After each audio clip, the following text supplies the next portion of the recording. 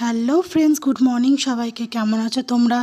আশা করি তোমরা সবাই খুব খুব ভালো আছো। আজকে হচ্ছে তোমার রবিবার, আর তোমার রবিবার আর শনিবার আমরা মেয়েরা তো এই দুটো দিনই মাত্র ছুটি পাই। তো সকালবেলায় ঘুম থেকে উঠলামই তোমার এই 8টার পর।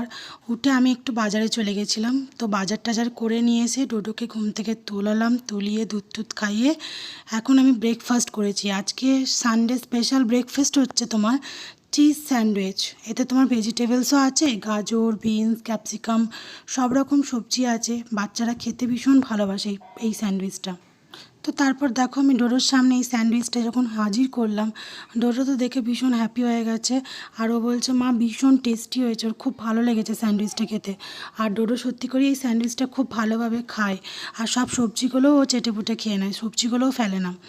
তো তারপরে দেখো ব্রেকফাস্ট খেয়ে পড়তে বসে গেছে, কারণ ওর পরীক্ষা বললাম তোমাদের 13 তারিখ থেকে। তো এখনও পড়াশোনা করতে বসে গেছে, ও এইদিকে পড়ছে আর আমি এইদিকে রান্নাবান্না সমস্ত কাজ করছি। তারপর রান্নাবান্না করে দেখো আমি চান টান করে পুজো টুজো করে কমপ্লিট হয়ে গেছে।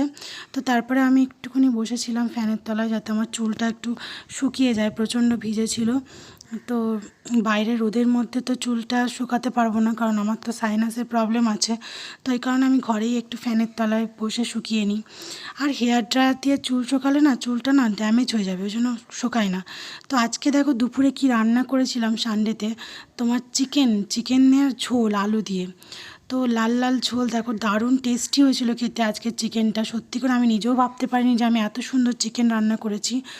তো ডোডো খুব প্রশংসা করেছিল। তারপরে দেখো শুধু খাওয়া দাওয়া করলেই হয় না মেয়েদের, গ্যাস মুছে ঘর দোর পরিষ্কার করে রান্নাঘর সমস্ত বাসন টাসন দিয়ে পরিষ্কার করে নিলাম। তো আজকের সানডের ব্লগটা কেমন তোমাদের লাগলো, ভালো লাগলো না কেমন লাগলো একটু কমেন্ট করে জানিও। তো আজকে একটা মিনি ব্লগ ভাবলাম যে দিই, তোমাদের সঙ্গে অনেক দিন কোনো ব্লগ শেয়ার করা হয়নি, তো আজকে ওই জন্য আমি এই ভিডিওটা করেছি।